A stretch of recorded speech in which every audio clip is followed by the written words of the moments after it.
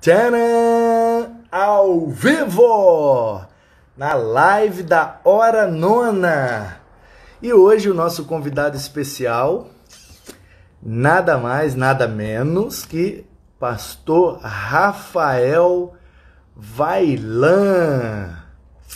Pastor Rafael é pastor na Igreja Batista Coroado, em Guarapari.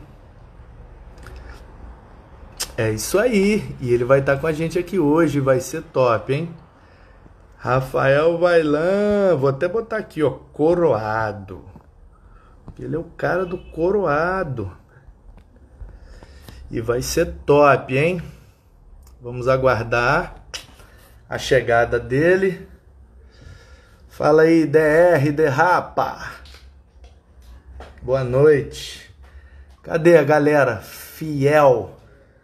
Quando eu começo a live, tá sempre aqui para me dar aquela moral. Tamo junto. Opa! Ah, o Marcos Eli tá aí. Garoto. Ai, bom demais. Marcos Vaillant, ponto coroado, hein? Boa noite. Deus abençoe vocês. Ai, já tô indo pra quarta live. Quarta live do dia. Ministério Cid. Ó, aí é top, hein? Só o pó da rabiola. Comecei às 3 da tarde, fui emendando reunião e live, tome reunião. É Zoom, é Instagram, é Meet. Vamos que vamos, tamo junto. Ainda tomei um susto. Achei que era hoje que eu ia pregar numa conferência online lá de Rondônia, só que é amanhã. Achei que era hoje. Desesperei, falei, meu Deus, como é que eu vou? Mas aí é amanhã, bênção. Cadê o pastorzão Rafael Vaillant? Marcos Eli, chama seu pastor aí.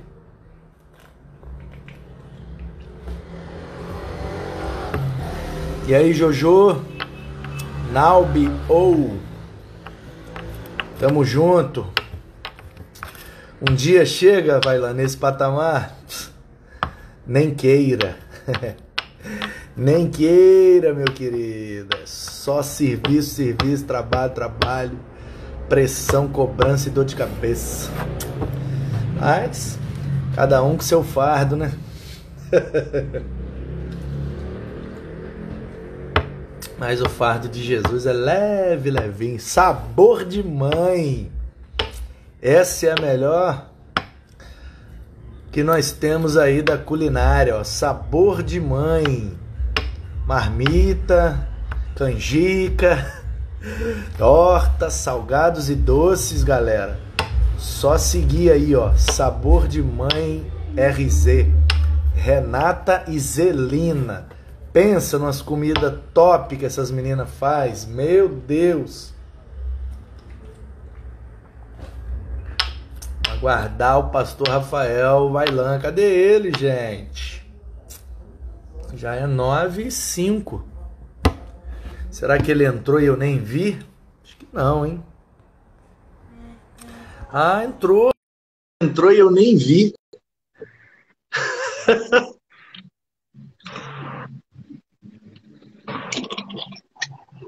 Ah, coisa boa, né, Kaique? Tamo junto, meu filho. E aí, Rafa? Tamo junto. Na correria aqui pra colocar a pequenininha pra dormir. É assim mesmo, meu irmão. Mas e aí, tudo Tá tranquilo? ouvindo? Tô ouvindo bem. Tá travando.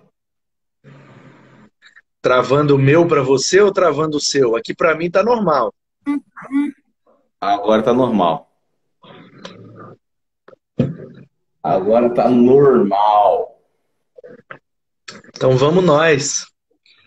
Vamos junto. Tá botando a roupa nela aí? Tá na hora de dormir. Aí eu acabei me enrolando aqui. Na última. Tá linda ela. Ela é linda demais. Que benção. E as meninas geralmente é mais agarrada com os pais, né? É um grude. É bom demais.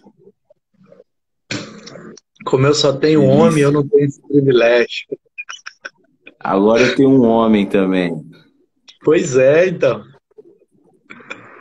Isso aí. Vicente chegou na área, mano. Ah, Vicente. tem um Vicente aqui na igreja também, filho do Abner. É. O Abner Rapaz, da Designer? o Abner, o filho mais novo dele, chama Vicente. Rapaz, o menino é Pô, que super massa. dotado, cara.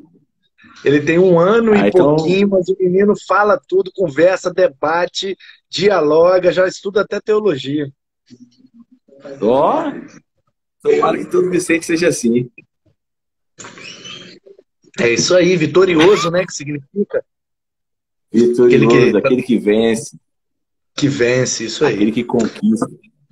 Mas, meu brother, sem muitas delongas, vamos logo ao que interessa. Conta um pouco aí da. Não é refrigerante, não, Hélio. É chá. Chá mate. Chamate. Carioca, né, velho? Lá no Rio é só mate. Ó, o mate gelado. O... Eu vendi mate na praia, você acredita? É? Mas aqui não É, vinga aqui em muito Guarapari. mate, né? Não, não vingou não, cara. Eu vendi, eu passava com o carrinho e ninguém comprava. Lá no Rio bomba, velho. Lá no Rio bomba, só dá o mate. Só dá mate. Eu passava com o carrinho lá na Praia do Morro, vendendo mate e ninguém queria. Só Pô, alguns que compravam. tomava muito, Uma velho. roupa laranjona. Minha avó fazia, minha mãe fazia. Lá em casa a gente foi criado com mate. Meu irmão mamava, mamadeirona assim de mate, uma atrás da outra. Mas, Mate meu brother, gelado. conta aí pra nós, faz um resumo aí da sua história, sua caminhada, o início, sua conversão, seu chamado, sua preparação, ministério, Uh, segunda igreja, coroado, papapá. Dá um resumão top, geral. top. Então, vamos lá. Eu nasci, né, em 85, não vou falar muitos detalhes, mas só cortando aqui. Fui criado, nasci dentro da igreja, né, batista. Então, fui amigo de missões, fui embaixador do rei, fui todas essas questões. Em 2009, diretamente eu estava envolvido com a Juventude Batista local, fui presidente da Jubag, onde, né, a gente fez aí altas vigílias, altos eventos. Fizemos uma Lembra daquela bagunça boa, hein? Jubag? Com o Jubag, o Diego e o Chicão falavam que eu tinha feito a Rave Gospel. A primeira Rave Gospel foi aqui em Guarapari. Lembra que você entrou com um americano, vestido de americano? Lembra Jamal dessa? Williams. Jamal. Né? Entrei todo Então, pintado de preto, com Black Power, com Japá e hey, yo, cantando rap em inglês. Enganei todo mundo, depois dei uma lapada em todo mundo. Lapada. Vocês estão curtindo porque sou gringo, né? Então, eu fui inserido, né, nesse contexto aí. Então, com 10 anos eu me batizei. Isso é antes da Jupag, né? Com 10 anos eu me batizei, mas a minha experiência de conversão mesmo foi com 13 anos.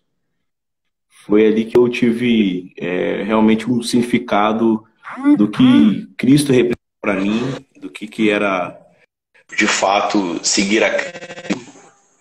E a partir dos 13 anos foi interessante, foi uma série de paradas que marcaram muito a minha vida aí.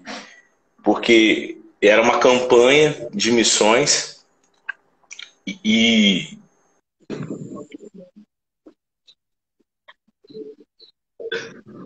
Manu, Pode falar. tá ouvindo? Sim. Banda Ok? brasa. Tá, porque tem hora que parece que tá travando. E aí tinha uma mesa, aquelas mesas de ceia, e na época a gente tinha uma televisão de 29 polegadas, aquela tubo, né? E ali colocava o DVD em cima, a televisão e a fita cassete em cima para passar as campanhas de missões. E foi ali que eu me converti, né? Com a pregação, desafiando a entregar a vida para Jesus. E aí, com 13 anos, mano, eu entendi a questão do chamado. Eu entendi que eu tinha uma questão de entregar minha vida para Deus, para ser realmente um pastor. E na época, na nossa igreja, a gente tinha um grupo de dança masculino, sacou? A parada maneira isso. Era o Backstreet Boys Gospel. Sacou?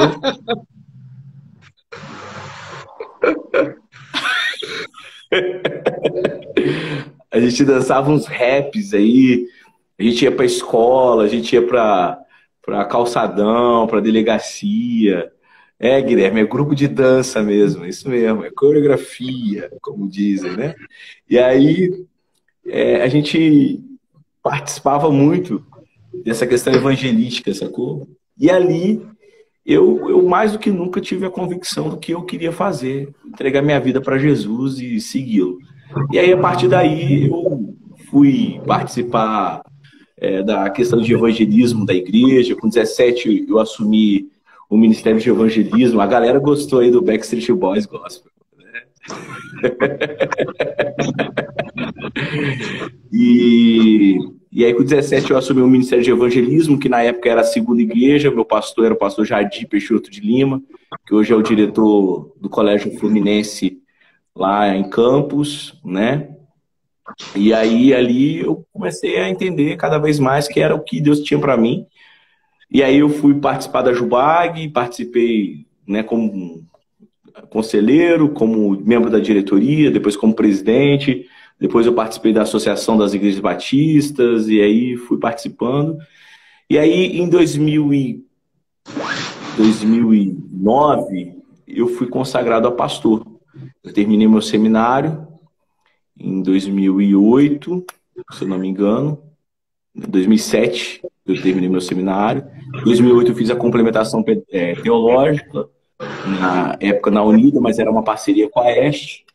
E aí eu fui em 2009, 3 de junho de 2009, eu fui consagrado ao Ministério Pastoral na segunda igreja como pastor auxiliar de evangelismo. O pastor Davi Carneiro, da Visão. E aí ali eu fiquei até março de 2011, quando eu fui convidado pelo pastor Cruzoé, na época, a ajudar, né, no processo de emancipação da Igreja Batista do Coroado, que era uma congregação que estava subordinado à área do evangelismo da igreja, da segunda igreja. E aí eu entendi que era a hora de eu estar indo servir naquela igreja e fiquei até 2012. E aí em 2013 eu fui convidado para ser o pastor titular da igreja, o pastor principal. E aí estou lá até hoje. Show de bola! Sabe que o primeiro pastor aqui de Guaranhuns foi pai do Davi, né? Te falei isso já? Sim, sim. Eu já tive aí perto com o pastor Davi uma época, visitando algum parente dele ali, alguma pessoa. Pastor Hilton Carneiro, pai dele, foi o primeiro pastor aqui da igreja. E uma irmã dele, a irmã mais velha dele, a Ilka Carneiro, é minha ovelha, que mora aqui perto, onde morava o pastor Hilton antes.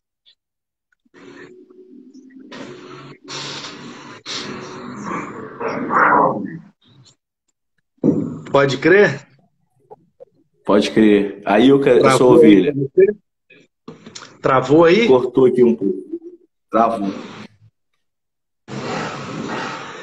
Mas então, você fez parte aí desse processo de transição. A igreja num formato de ministérios, aquele formato histórico, tradicional, para igreja em célula. E como é que foi, cara, essa convicção? Como é que foi essa visão, essa transição? Sabe que não é fácil, e você viveu isso e hoje vive uma realidade já completamente mudada, transicionada, já é uma igreja em célula, mas certamente que você viveu desafios, superou muitos obstáculos, e queria que você contasse um pouco disso aí. Primeiro, o porquê dessa convicção, e segundo, qual foi a maneira com que Deus te orientou para você fazer essa transição, para ficar essa igreja abençoada e saudável que é aí hoje. Então, a convicção veio, cara, depois que eu quebrei os meus preconceitos, né? Porque eu sou da época do Silas Malafaia de bigode, em que ele descia lenha na igreja em célula, né? Por causa do movimento chamado G12. Então, eu fui uma pessoa que fui um crítico da igreja em célula. Então, para mim, todos os modelos eram cabíveis, menos a visão celular.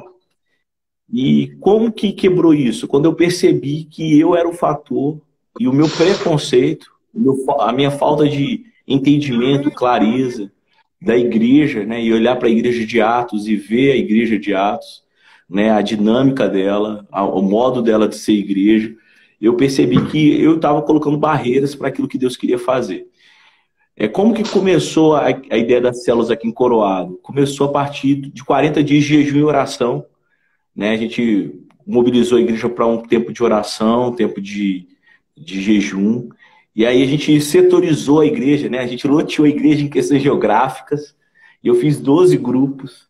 E aí, na época, eu falei assim, eu vou fazer 12 grupos só para esse momento, né? Eu não vou mexer com isso não, porque esse negócio gera divisão de igreja, esse negócio de pequeno grupo aí dá trabalho.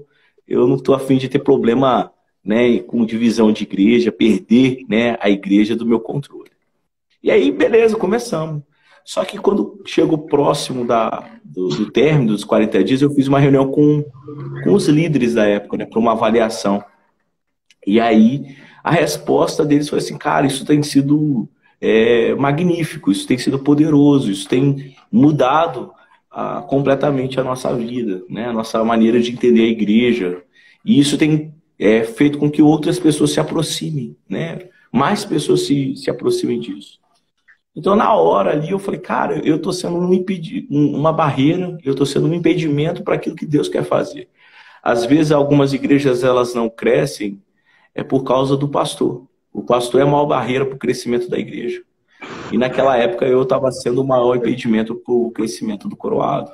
E aí eu falei, Senhor, me perdoa. E aí eu comecei a estudar, né? Aí eu convidei um amigo nosso, Marcelo Paoli. Ele foi lá em Coroado, deu um treinamento sobre pequenos grupos e foi muito bacana. E naquela época ele compartilhou comigo no pendrive um material bacana demais. E aí dentro do material tinha Igreja Batista Central de Belo Horizonte. E aí eu falei, eu vou olhar isso aí. Aí comecei a olhar papai célula, aquela coisa toda. Deixa eu ver se a minha memória ainda tá boa. O Paoli era auxiliar do Erasmo, em Morada, que trabalhava com propósitos e já tinham pequenos grupos no modelo do Rick Warren, aquele pequenos grupos com propósito. É isso aí. Né? Porque, para mim, modelo de igreja, naquela época, a figura da igreja com propósito era top demais, né? Pô, a ideia da descentralização do ministério pastoral, né? A ideia do colegiado, eu achava isso, né? Isso uma parada muito bacana, né? E é uma das características das igrejas relevantes, são essa, né? Uma delas é isso, né? A descentralização da figura do pastor, a descentralização do pastor. E aí eu chamei o Marcelo, o Paoli foi lá, fez o treinamento e me deu o material que tinha Igreja Batista Central de Belo Horizonte. E aí quando eu fui lá na Igreja Batista Central de Belo Horizonte, mano, aí as coisas começaram a cair, né? Deus ministrou muito ao meu coração. Principalmente o seguinte, o que eu estava fazendo em relação a gerar discípulos, né? Que eu como pastor, né? Eu estava sendo realmente um ganhador de alma. E aí veio um filme de como eu era na minha adolescência, quando eu tinha 13 anos, que eu tinha disposição, que eu tinha vontade, que eu tinha querer, que eu estava saindo da minha zona de conforto, que eu colocava a cara a tapa para pregar, e que eu, como pastor, eu estava preocupado em ter um ministério, digamos, bivocacionado. Eu queria ser um grande professor, né, dar aula no meio acadêmico e ter uma igreja por final de semana, eu pastorear e estar ali numa boa, uma comunidade de fé relevante, vivendo a missão integral na veia, e estaria muito bom isso tudo para mim. Mas aí Deus mudou completamente a minha ótica e fazendo com que eu entendesse que não é um modelo, não é um método, mas é um estilo de vida. E aí, a partir daí, começando comigo, passou por toda a igreja prontamente abraçou, aberta à mudança. Fomos e estamos vivendo hoje nesse processo de mudança, que eu falo que até hoje a gente está aprendendo, são 5 anos já, mas a gente está engateando nessa perspectiva da igreja em casa, a igreja relacional, a igreja de pequeno grupo, igreja multiplicadora, aí o nome que você quiser dar, porque para mim só muda a embalagem, o conteúdo é o mesmo. Pode crer, cara. E você, como é que você começou? Você fez aquela protótipo e você liderou? Como é que foi, mais ou menos? Eu saí rasgando. Até hoje eu tô voltando e tô tentando costurar algumas coisas, sacou? Você sai rasgando. Se não der certo, você volta costurando. Mas assim, eu falo pra você, Manu, que eu não fui um cara didático. Hoje eu olho, eu vejo, eu ajudo alguns pastores e eu falo assim, faz assim, faz assim. É muito mais fácil hoje, mas na minha época eu não tive isso, sabe? Foi muito mais vontade, muito mais coração, muito mais desejo. E aí a gente foi, fez e muita coisa deu certo. Algumas coisas a gente não deu certo, tivemos problema e tivemos que rever. Estamos revendo, né? Hoje a gente tem pensado cada vez mais em como, a forma, né? Porque essa é a questão, né? Mas assim, acima de tudo, começou com um processo de oração, né? Foi isso. A partir desse processo de oração é que começou a acender essa chama por uma igreja diferente. Eu lembro que essa foi a fala que eu sempre dei no Coroado no início de 2013, ser uma igreja diferente, né? Eu não posso ser mais um pastor, né, pregar no mais um domingo a mesma mensagem, ter a mesma igreja. A gente precisa ser uma igreja diferente, a gente precisa ser um pastor diferente, a gente precisa ser um crente diferente. E foi a partir daí. E aí Deus foi dando a graça de pessoas chegarem e ajudarem, pessoas falarem. E a Central, né, a Igreja Batista de Belo Horizonte, foi um suporte muito grande nesse sentido. Mas assim, não teve, se você falar assim, teve um processo didático? Não. Hoje eu tenho. Hoje eu falo para você, cara, se você quer começar uma transição, comece fruto de uma oração. E não fruto de um evento, não fruto de uma conferência, não fruto de uma clínica que você foi, de treinamento e passou um final de semana, né, à tarde, noite, e aí agora ganhou um certificadinho, e aí você está pronto para começar e plantar. Procure pessoas que já estão vivendo isso antes de você, então vá a essas igrejas, converse com esses pastores, perceba o que tem sido, o que foi de bom, o que foi ruim, onde eles acertaram. Então, se eles erraram, você não precisa cometer os mesmos erros, sabe? E aí eu fui entendendo que a gente pode criar um caminho, né? Mas cada um vai ter o seu próprio caminho. Eu sempre falo isso, não existe varinha mágica para essa questão de igreja, né? Eu gosto muito de pensar que Jesus nos chama para caminhar. Ele não nos dá nem a bússola, nem o mapa. Ele só fala, segue-me. E a gente vai seguindo a ele, crescendo, amadurecendo, aperfeiçoando, modificando e fazendo o que tem que ser feito.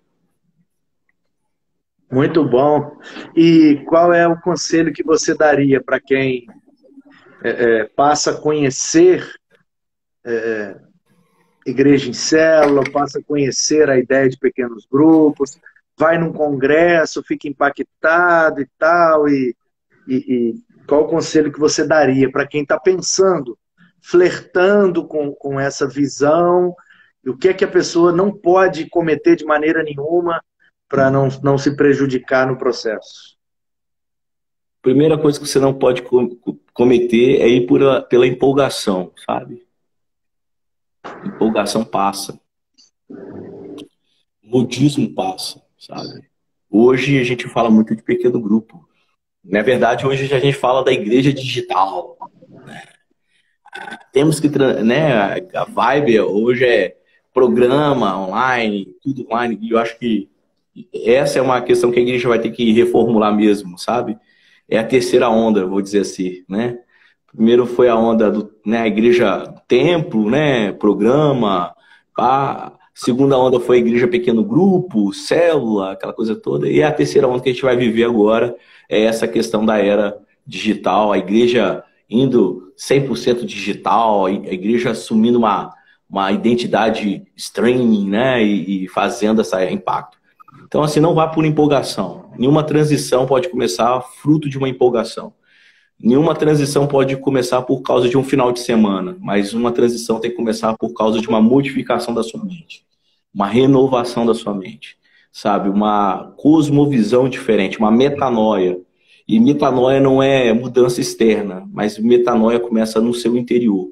Então, toda transição começa aqui dentro do seu coração. Você pode transicionar sua mente, mas se você não transicionar o seu coração, com o passar do tempo vai virar algo mecânico e morto, né? Então não é isso. Então, primeira coisa, transicionar a sua mente. Não faça por empolgação. Segundo, cara, ouça os que estão no caminho há mais tempo que você, né? Visite essas igrejas que são tops, né? Visite, mas não só visita para ver o culto, mas senta para ver quem é esse pastor. Olhe a história de vida, olhe a história dessa igreja. O cara olha para a igreja X, mas ela tem 20 anos, né? Ela tem 18 anos. O cara não está ali por causa de ontem, ele está ali por causa de um processo, né? Eu lembro quando me perguntaram quanto tempo que eu iria desenvolver um ministério em Coroado, mano, eu falei que no mínimo eu poderia falar 15 anos, né? Eu não poderia falar que eu teria um ministério de 4 anos, 5 anos, mas eu só poderia falar que algo realmente foi gerado a partir desse tempo de 15 anos no mínimo. Então, é isso. Ouça esses caras que estão há mais tempo que você, sabe? Sente para estudar. Pastor preguiçoso, cara. Pastor que não usa a mente para pensar, que quer tudo pronto, Ctrl+C, Ctrl+V, sabe? Mano, vai ler, filho. Vai pesquisar, vai ouvir, sabe? A falta de criatividade é fruto de um cérebro preguiçoso, sabe? O cara que não quer ter nenhum esforço. Então, mano, procura, estuda, corre atrás, né? Investe mesmo. Tiver que investir, invista mesmo. Mas assim, não fique na zona de conforto, porque a zona de conforto é um perigo para o crescimento. Nesse tempo, cara, da pandemia... Você é terrível, cara. Por isso que eu mantenho distância de você, Rafa. Porque você desperta um monstro que há em mim. Que isso, irmão? Você é terrível, Rafa. Você é terrível. Eu te conheço, te conheço. Mas é isso mesmo, cara. Porque você sabe, a posição que eu ocupo hoje, né? Querendo ou não, eu preciso ter uma postura. Eu sou o presidente. Mas, brother, a verdade é isso mesmo. Então, assim, não estou falando como presidente dos pastores batistas. Estou falando como um crente, um cara que vive essa dinâmica de igreja há 2 décadas e que está engajado na igreja, muito antes até de pisar num seminário, e você sabe disso.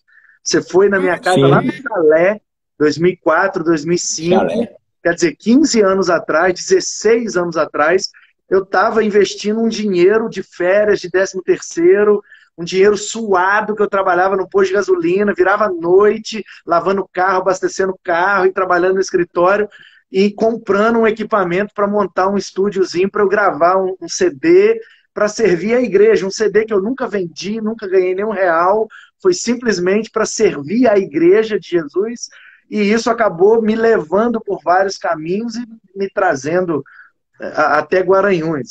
O fato é esse. Mas isso que você falou é muito verdade, Rafa. E como presidente, eu não estou falando como presidente no sentido de que os pastores batistas do Espírito Santo, que eu presido, são preguiçosos. Não é isso. Eu estou falando eu vejo realmente, qualquer denominação, qualquer lugar, não tem jeito. A galera que está disposta a aprender, a galera que está disposta a pesquisar e a tentar, é sempre a galera que deslancha. sabe? Tem uma turma que fica ali no meio termo porque tem medo, tem preguiça, e aí, cara, com preguiça e com medo, né, duas coisas que são até pecado. Preguiça é pecado, Perfeito. e medo é pecado, porque eu só preciso ter temor a Deus. Eu só temo a Deus. Tirando ele, Amém. eu não tenho medo de mais nada, cara, porque se ele é por nós, quem será contra nós? Tem essa, meu irmão, tem Perfeito. essa, não tem caô, não tem conversa. O medo no sentido de desconfiança, sabe? O medo no sentido de temor, de precaução e de prevenção é ótimo, é saudável. Mas o medo no sentido de desconfiança, de insegurança, eu acho que é pecaminoso, porque a nossa segurança está em Deus e temendo a Amém. Ele, teremos sabedoria, porque o temor a ele é o princípio da sabedoria, e aí, cara, não tem que ter medo de mais nada. Perfeito. Mas eu vou dar aqui um exemplo, e eu fiz essa introdução toda para que a minha fala fosse o mais...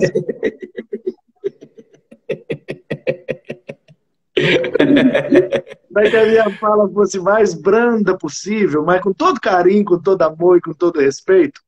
Você está certo. Não todos, e é fato, e nós sabemos, mas tem uma boa parcela dos pastores, dos líderes, dos crentes, que são muito preguiçosos.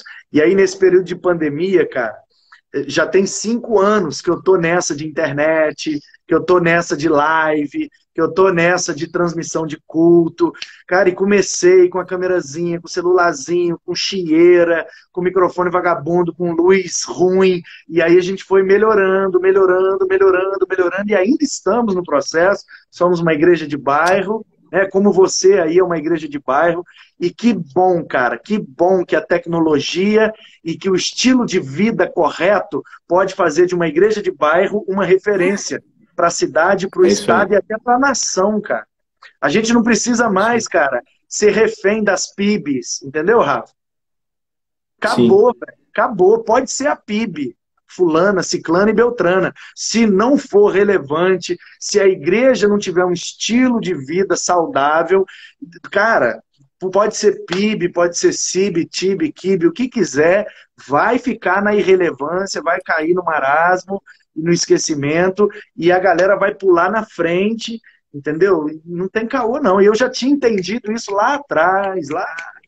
Perfeito. Então, assim, é legal você ter tocado nesse ponto do assunto. Você lembrou do Jamal Williams. Aquilo ali eu não era nem seminarista, Rafa. Eu não era nem seminarista naquela época ali. Eu era Eu lembro, pô. professor de EBD e líder dos adolescentes lá da igreja. Como professor de EBD, liderava-os e acabava levando eles para minha casa para orar, subindo eles com o morro lá de Guaibura para orar, e aí eu era um subversivo, né? Quantas pauladas a gente tomou por sermos subversivos? Por quê? Porque a gente estava levando a galera para orar. Quem me dera que Deus me desse uns líderes assim, que levasse os meninos para a praia para orar, que levasse para casa para virar a noite assistindo filme cristão, filme bênção, filme saudável, para depois discutir o filme, fazer um estudo bíblico, orar e dormir, entendeu? Quem me dera uns líderes desse, cara. E como Eu lembro quando a gente fez aquela vigília no Siribeira, ela começou 10 horas da noite e terminou 6 horas da manhã do outro dia. Cara, foi quanta gente revolucionário. desceu a lenha. Falou, Foi pô, vocês estão revolucionário. querendo fazer uma rave gospel. Cara, eu posso estar enganado, Rafa. E aquilo foi 2008 ou 2009. Já tem 12 anos, cara. 12 anos. Nós estamos falando de 12 anos. Não estou falando de 12 meses, de 12 dias. Foi. 12 anos a gente já tinha a mesma pegada, a mesma compreensão. Cara, se é para fazer, vamos fazer o melhor que puder, meu irmão. Vamos alugar o clube e vamos botar som e luz e apaga a luz e rap. E eu me pintei de preto e Jamal Williams, hey, oh, pay Jesus. E depois tirei, cara, aquela maquiagem e mostrei que era eu. E aí ficou todo mundo assim. E eu falei, e aí, galera, tá vendo como é que é fácil enganar vocês? É o Manu, velho, o tempo inteiro aqui, ó, e vocês achando que era um gringo, pagando pau aí porque o cara é gringo, porque é do Brooklyn, tem um trabalho com crianças no Brooklyn, Nova York, mó mentirada que eu inventei ali na hora, e agora tudo foi acreditando, é verdade, é verdade. Só você que sabia, você e Ana Paula. E o menino da PIB, aquele menino que faz um trabalho de palhaço, como é que é o nome dele? Oh, meu Deus, menino tão Alex. querido meu, Alex Toledo. E o Alex sabia porque ele que fez a maquiagem em mim. Foi. Cara, nessa vigília aí, foi o muito Diego top, e o Chicão tava, você lembra? Eu dei um CD meu de rap pro Diego e pro Chicão. Chicão era presidente da Jubac, o Diego era executivo. O Chicão tem esse CD até hoje. Esse dia ele me mandou uma foto para me mostrar. Ele me mandou também a foto da Jubac, cara. Pois é. E assim, mano. Aquele evento lá no tipo, ABC que a gente fez também. Nessa época aí, eu lembro que a juventude daqui de Guarapari era a juventude mais ativa da Juventude Batista do Estado do Espírito Santo. Era. Rapaz, aquele evento que trouxe o PG lá no ABC, encontro de jubas do estado inteiro.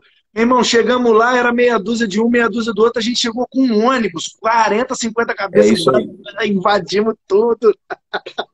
Então, assim, porque essa era a parada, sabe? Essa foi a questão sempre batendo no meu coração e eu sou guiado por isso. Se é pra fazer, mano, eu não vou brincar de fazer, eu vou fazer pra valer, sabe? Eu vou fazer porque tem que ser feito algo relevante, algo poderoso. Não é poderoso pra mim, é poderoso pro Deus que eu sirvo. Então, eu tenho que dar o meu melhor.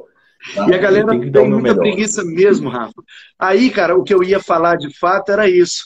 Um monte de pastores, cara, me ligando e me pedindo tutorial das paradas. Pastor Manu, você como nosso presidente, você poderia... Aí o cara acha que está tendo uma ideia muito brilhante, Rafa. Você poderia, como nosso presidente, você que entende da tecnologia, você que é o cara da internet, blá, blá, blá, blá, blá, faz um vídeo para ensinar a gente como é que faz. Meu querido, já tem tutorial no YouTube há mais de 10 anos. Por que você já não foi no YouTube e digitou como fazer transmissão online? Como usar o OBS?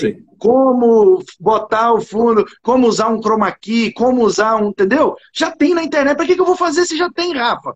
Eu vou perder tempo ensinando um negócio que já tem lá. E os moleque youtuber faz muito melhor do que eu faria. Bem didático, bem explicativo, mostra tudo. Cara, eu fui lá. Assisti todos os vídeos, virei várias noites, juntei dinheiro por um ano para comprar câmera, e os caras não quer que eu pegue, embrulhe num presente e dou no colo dele aí, toma, agora desfruta. Essa é a parada. Esse é o 98, cara. Desde 98, tem um grupo de pastores aqui que tá até me zoando por causa disso. Tudo que eu falo agora, eles ficam me zoando. Desde 98, porque um pastor me mandou um áudio no WhatsApp. Pastor Manu, a gente está querendo fazer uma edição, igual você está fazendo aí do culto infantil, tá mudando o fundo, não sei o quê. A gente usa chroma key. Aí ele falou, manda um áudio aí para mim e me explica como é que faz. Aí eu pensei, cara, eu tô desde 98. 1998 foi a primeira vez que eu sentei na frente do computador com uma placa de captura, com a câmera e um codificador VHS para passar as imagens para dentro do computador e fazer uma edição de um vídeo de skate. Porque eu queria me tornar profissional, então eu filmei umas manobras, fiz uma edição, botei uma música para mandar para São Paulo, Sponsor Me Tape, a fita para me patrocine, mostrando o seu trabalho para pedir patrocínio. Em 98 eu tive que fazer por conta própria, porque eu não tinha quem fizesse por mim. Peguei a câmera emprestada da minha tia, peguei um videocassete do brother, peguei não sei o que de não sei quem, e puxa fio, emenda fita isolante, e a gravação analógica com fita VHS. E eu tive que aprender a editar, meu irmão, para poder fazer minha parada e minha correria. E eu fiz. 98, aí depois vem CorelDRAW, aí depois vem Photoshop, aí depois vem o Adobe Premiere, Final Cut, Sony Vegas, é plugin daqui, é não sei o que dali. Para gravar meu CD eu fiz tudo, correndo atrás, lendo revista, ligando para um, para outro, perguntando, visitando um estúdio para aprender, blá, blá, blá, blá. Aí quer dizer, eu tô desde 98 aprendendo várias paradas, me virando como eu posso, sem ter curso, sem ter dinheiro, sem ter estrutura, sem ter incentivo, sem ter nada. Desde 98, eu estou há 22 anos me virando para fazer minhas paradas e me comunicar. E agora o cara quer que eu mande um áudio para ele, Rafa, no WhatsApp, e ensinar ele. Como é que eu vou ensinar 22 anos em 2 minutos de áudio? Sem nenhum esforço, né, negão? Então, é isso que mata a igreja, sabe? Eu vou falar um negócio aqui, ó. filho. Você pode. Por isso tem muita igreja ruim aí, mano. O cara quer pastorear a igreja sem trabalho, sabe? Não tem como, filho.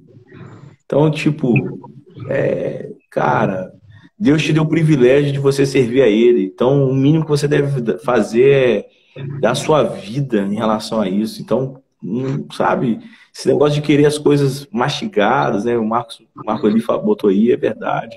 Sabe, sem nenhum esforço, o cara, sabe, o mundo todo o cara tá pensando em inovação, né? Ninguém mais aluga DVD, agora é Netflix, não sei o quê, não sei o quê. O cara tá lá ainda pensando em DVD, né? O cara tá pensando lá em, né, enciclopédia, Barça, eu quero comprar uma Barça para mim. Pô, tá todo mundo no Google, tá todo mundo na Bíblia, né? Já que tem a tradução, o cara tá indo lá no Lexo lá, comprar o livro ainda. Pô, mano, pelo amor de Deus.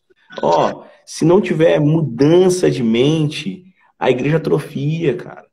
E assim, eu tô falando isso aqui, não é querendo colocar a gente no outro patamar, não, mas eu fico preocupado porque a gente tem em nossas mãos, a igreja é a esperança, cara. A igreja, ela pode mudar a história de uma cidade, de um bairro, como você falou, sabe? A igreja pode mudar a história de um bairro, de uma cidade, de um estado, de um país. Aí quando você olha para a igreja, né, na sua... Lógico que existem as suas exceções, e aqui eu não estou querendo generalizar de forma alguma, mas quando você vê algumas igrejas, elas são inertes, elas poderiam fechar a porta. Tem igreja que poderia ficar de porta fechada, que não está fazendo diferença nenhuma. Ela aberta ou fechada, não mudou nada. E a pandemia, Manu, vai servir para isso, sabia? A pandemia vai servir para isso, para mostrar que tem igreja que ela aberta ou ela fechada, ela não fez diferença nenhuma. Eu tenho certeza que as igrejas que se prestaram a pensar, a serem igrejas que têm a ideia de uma criatividade, igrejas que estão engajadas mesmo em dar significado na vida das pessoas, essas igrejas estão fazendo falta, né? No sentido assim, né? As pessoas estão sentindo falta de estar presente, de estar junto. Mas mesmo assim, mesmo não podendo estar junto, essas igrejas continuam sendo ativas, elas não pararam. Né? Mas essas igrejas que eram reféns só do tempo, mano, cara, eu fico pensando assim, o pastor que gastou milhões no templo, né? Gastou aí milhões. Cara, o templo tá fechado hoje. E aí, né? O que adiantou gastar tanto no templo e você não gastou na sua liderança, você não investiu nos seus líderes, você não investiu em você, num curso, numa leitura, num estudo, sabe? Você gastou tanto, a igreja tem uma fachada top, né? Uma fachada de última geração. Ela tá fechada. O templo tá fechado. Então, o templo, né? Esse templo tem que ser prático, né? Tem que ser objetivo, tem que ser usual, cara. O que adianta eu botar um treco de granito caríssimo? Vai atrapalhar a acústica, vai ficar um som horrível lá dentro e vai caro pra caramba, pesado pra caramba e é uma manutenção difícil. Eu podia bater um cimentão, pintar uma tinta cinza, ia ficar 5% do preço e ia servir para a mesma coisa, talvez ficaria até melhor. São perspectivas, sabe? Eu poderia, em vez de eu gastar 10 milhões no templo, que eu gastasse 2, mas que os outros 8 eu investisse em pessoas, em formação de líder, em formação de projeto social. Lembrei agora, você estava começando o ministério em Coroado, eu estava na congregação lá em Condados, lembra? Sim. Cara, uma congregação pequena, Ibaque, E aí, cara, Deus abençoou demais e com muito trabalho e criatividade e fizemos lá um negócio. Foi um avivamento, cara. Saímos de 6 pessoas para quase 80 em menos de um ano, praticamente. Foi um negócio assim. E aí eu lembro que tinha 2 terrenos, cara, do lado.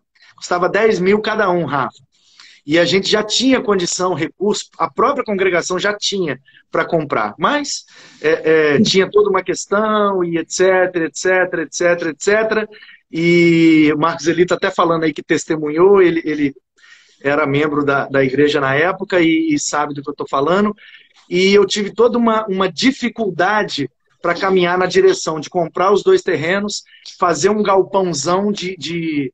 Aí, ó, o Matheus botando, eu estava junto, porque o Matheus é membro lá, foi batizado por mim de lá, era vizinho lá da IBAC, e nós quebramos, aumentamos e tal, saiu de 3 banquinhos de ripa para 60 cadeiras de plástico, data show, sala de criança, berçário, cozinha, quintal, pula-pula, tinha tudo, cara. E a igreja referência no bairro, e pai, o pau quebrando, e 2 terreninhos, limpinho, 10 mil cada um, 10 vezes de R$ 2.000. A gente tinha, a congregação tinha recurso para comprar, negociei com o cara, um era do cara, o outro era do filho dele que estava nos Estados Unidos, mas o cara falou, se for para a igreja pode vender, e eu ia comprar os 2 terrenos, ia pagar 10 vezes de R$ 2.000, Rafael. Porque não tinha asfalto na rua. 6 meses depois chegou o asfalto, cara. Aí o terreno foi para 50. E aí, brother, eu falei, vamos comprar esses 2 terrenos, vamos fazer um galpãozão, aquelas tesouras que já vem pré-moldada, um telhadão de zinco, umas colunas de concreto, e vamos encher tudo de bloco, e pintar de preto, e botar um som e uma iluminação, e botar 500 cabeças aqui dentro, velho. Cara, quando eu falei isso... Top. Tinha umas 12 pessoas numa reunião que eu falei isso. Só uma pessoa ficou me olhando sério. As outras riram. Literalmente, riram da minha cara. Porque eu estava ficando maluco. E você estava começando no Coroado, praticamente a mesma realidade, com o mesmo sonho. E hoje você tá... Quando eu vejo, eu me emociono, na moral, velho. Quando eu olho foto ou vídeo do Coroado, e eu vejo, é um galpãozão, pintado de preto, cadeirinha de plástico, um templo funcional, e bota 500 cabeças e deixa o fogo descer e vamos ganhar vidas. Era só o que eu queria, Rafael. Era só o que eu queria. Isso. E não tive condição, cara. Aí eu tenho que vir para Guaranhuns, aí eu tenho que ser presidente de ordem, aí eu tenho que fazer um monte de coisa que eu nem queria.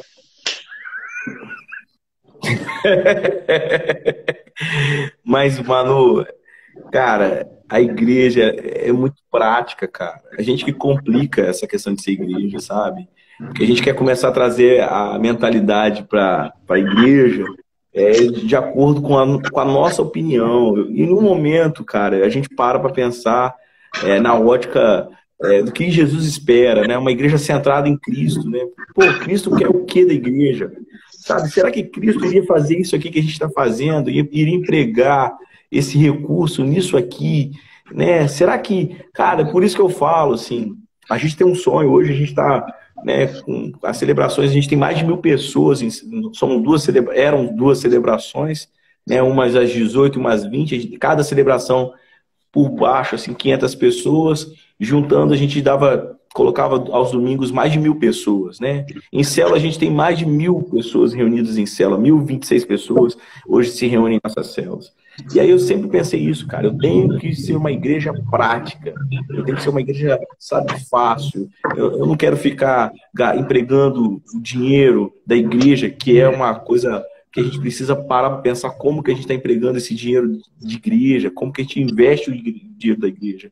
Dinheiro da igreja em pessoas, em dinheiro de igreja. Marcão está corrigindo aí, ó, quase 1.200 pessoas a gente coloca aos domingos na igreja. Então, assim, a gente precisa parar para pensar como que a gente está fazendo isso. Aí, a questão, cara, isso tem que ser por reino.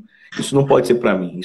E aí tem maluco que ainda desce a lenha na gente, quando a gente fala de fazer alguma coisa um pouco mais, aí fala assim, mas para que isso? Cara, eu estou fazendo isso aqui porque eu estou pensando em pessoas. Eu não estou pensando em mim. Né? Porque se fosse pensar em mim, eu continuava, né, pregando debaixo de uma castanheira. Então, assim, o que a gente pode fazer? Lógico, não é ser muito simplista também, né? É ter um mínimo de conforto, mas cuidado para que esse conforto não gere comodidade. O cara acaba ficando lá deitado eternamente em berço esplêndido. Sabe por quê? Porque a igreja está tão bom, para que ele vai para fora? Para que ele vai evangelizar? Né, cara, ali é um centro de treinamento, a igreja deveria ser isso. Então, tem que ser prático, tem que ser, né, a nossa maneira de ser igreja tem que ser prática, né? Não estou querendo entrar por pragmatismo aqui, né? Mas é algo que seja realmente responder às perguntas que as pessoas estão fazendo hoje. Eu acho que o problema da igreja nossa, né, historicamente falando, é que a gente está tentando responder perguntas que ninguém mais faz. A gente está tentando responder perguntas sobre quantos anjos cabem na cabeça de um alfinete. Ninguém está fazendo mais essa pergunta, filho. A pergunta de hoje é: qual é a resposta que a igreja vai dar para o sofrimento? Qual é a resposta que a igreja vai dar para o suicídio? Né? A cada dia está acontecendo, né? Aí, ó, a terceira ponte está aí, e a gente vê, assiste as pessoas cada vez mais procurando alternativas para dar fim à vida. E aí a gente tem uma igreja que se acostumou com isso, né? Não é falar que o suicida vai para o inferno, porque esse é o discurso mais fácil, né? É a resposta mais fácil, mais tola. Mas por que a igreja não se levanta para cobrar da autoridade uma resposta para essa terceira ponte, que é um lugar onde cada dia, né, pelo menos 8 pessoas por semana se jogam dessa terceira ponte? Por que a igreja ainda não colocou, né, uma resposta para isso? Então, tem várias coisas que a igreja poderia estar pensando, mas isso aí alguém vai falar assim, mas isso é questão de política. Não, isso é questão de dignidade. E a igreja deveria ser uma agência que luta pela dignidade humana, e não uma rinha política, não uma rinha de partidarismo, de ideologias e de achômetros, que aí a gente poderia ficar aqui a noite toda falando sobre essas questões que, infelizmente, a gente presencia dentro da igreja. Os donos de igreja, os caciques, aqueles que querem as suas preferências e tudo mais. Então, mano, infelizmente a igreja perde seu sentido porque ela não entendeu que o propósito dela é atender os que estão de fora e não os que estão dentro. Esse é o papel da igreja. Pode crer, cara. Cara, a minha última pergunta para você é a seguinte. Eu estou muito envolvido. Kátia, um beijo para você. A Kátia foi curada aí do coronavírus, saiu do hospital. Kátia, suplente, um beijão para você, tá? Oh, que bênção. Bênção, glória a Deus. Ela é um amor.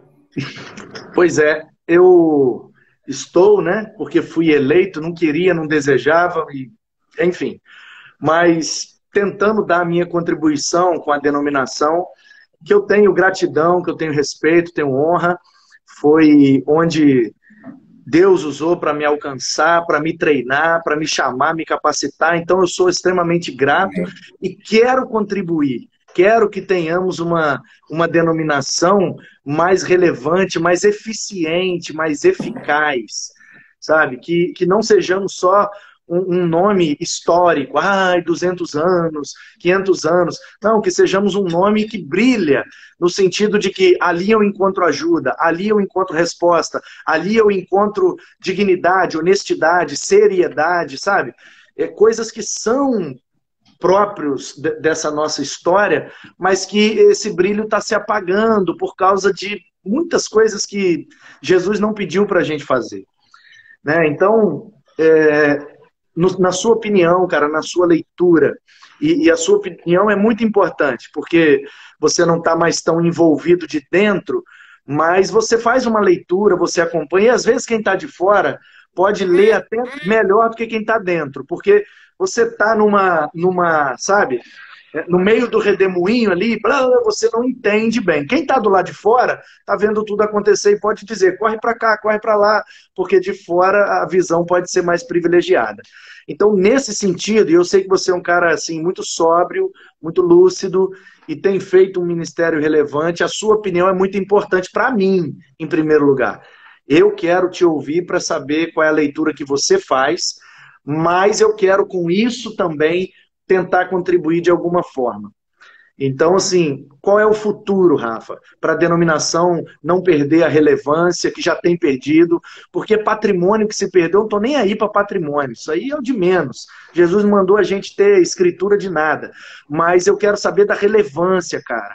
O que é que nós, sabe, com esse nome Batista, quando as pessoas, quando a sociedade olhar e ver o nome Batista, o que é que vai vir na cabeça delas? Sabe? Para a gente se tornar relevante, cara, nesse tempo e responder a essa demanda, sabe? Internet também, e tudo aquilo que a gente sempre fez muito bem, ação social, discipulado, plantação de igrejas, treinamento de líderes, mas a metodologia parece que ficou, entendeu? Tá arcaico, tá pesado. E aí, cara, o que é que a gente precisa, cara? Porque, assim, não pretendo deixar de ser batista, pretendo continuar contribuindo com a minha denominação, então eu preciso de ajuda. Qual é o caminho, qual é a direção, quais são as decisões que a gente tem que tomar para tornar esse negócio mais leve e mais eficiente? Então, aproveitando aí a sua pergunta, mano, eu vou aproveitar e agradeço aí pela sua pergunta. Acho que ela é muito oportuna, bacana demais. E ela me dá um espaço para também afirmar uma coisa que muita gente pergunta, né? Você não é mais batista? Não, mano, eu sou batista, né? Eu acredito, né, na ideia da igreja batista, acredito na autonomia da igreja local, acredito que nós somos, né, uma igreja que se coopera, acredito que a igreja é soberana, acredito que a separação do Estado e da igreja, eu acredito que a palavra é o manual para a igreja, eu acredito tudo isso. Só que eu preferi, né, não participar, né, naquilo que geralmente, talvez para alguns pastores, não é todos, mas alguns pastores é um sonho, né? É ser presidente de tal coisa, ser presidente da convenção, ser um executivo, aí para executiva nacional, e aí dali para uma grande igreja, e assim, assim, assim, assim, assado. Nada contra isso. Porém, não é a minha vibe, não é o que eu quero, não é o que eu acho, não é o que Deus tem para mim. Então, eu estou firmado nisso. Depois, a Jubag foi, né, a minha participação, a minha contribuição. Depois eu contribuí com a Associação das Igrejas Batistas. Depois eu participei durante um tempo, né, fui convidado para ser conselheiro da convenção, participei. Estou à disposição sempre para aquilo que eu acho que é relevante. E aí alguém postou aí, né, fomos chamados para fazer discípulo. Então, tudo aquilo que me chamarem para ajudar a fazer discípulo, eu estou dentro. Eu só não quero discutir, né, sobre unidade, estatuto, eu não quero discutir sobre abre filial ou não é filial, venda. Para mim, isso não é o meu chamado. Meu chamado é como que eu posso ajudar uma igrejinha lá no extremo do estado a ela desenvolver um trabalho que possa ser relevante, um trabalho bacana. Aí eu tô aí, eu tô dentro, eu tô para isso, sabe? Agora, discutir.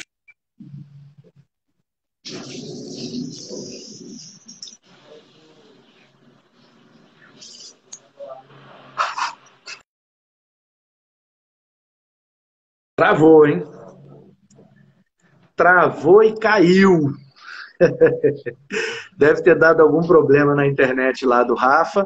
O papo estava muito bom e eu ia acabar de ouvir a resposta que ele tinha sobre a opinião dele, né, com relação à denominação, com relação ao nosso futuro como igreja batista, como denominação batista, e ele estava caminhando na linha de raciocínio, mas, infelizmente, está chegando ao final, ele iria concluir e a live já vai acabar também. Então, o Marcos Eli está dizendo que em Guarapari a internet está complicada, deve ter sido algum problema de conexão, mas estamos chegando ao final da live. Estava muito interessante a resposta do pastor Rafael, mas foi bom ter ouvido dele, que ele continua, né, batista, disposto a cooperar com o nosso chamado essencial, que é fazer discípulos. E eu sei que eu posso sempre contar com ele, ele já veio na minha igreja, nos ajudou muito no processo de implantação dos pequenos grupos, e eu me aconselhei muito com ele nesse sentido, e a gente é da mesma geração, fizemos muitas coisas juntas, mas é isso. Algumas coisas precisam, de fato, ser renovadas, reformadas, né? Aliás, esse é um dos lemas da reforma protestante, né? Ecclesia reformata et semper reformanda est. Então, significa lá em latim, né, a igreja reformada sempre se reformando. Então, agradeço aí o Rafael Vailan, que participou comigo. Já está acabando esse bate-papo. O tempo está acabando, o Instagram vai cortar a live agora, mas eu queria desejar uma boa noite para você, queria desejar que você seja muito abençoado por Deus, que o amor do Pai, a graça do Filho, a comunhão e a consolação do Espírito estejam sempre sobre a sua vida. Que Deus te abençoe muitíssimo. Muito obrigado por ter nos acompanhado. E todas essas lives estão no YouTube, com vários convidados especiais. E amanhã tem de novo, todo dia, 9 da noite. Deus abençoe. Fiquem na paz, fiquem com Jesus. E vamos cumprir o nosso chamado.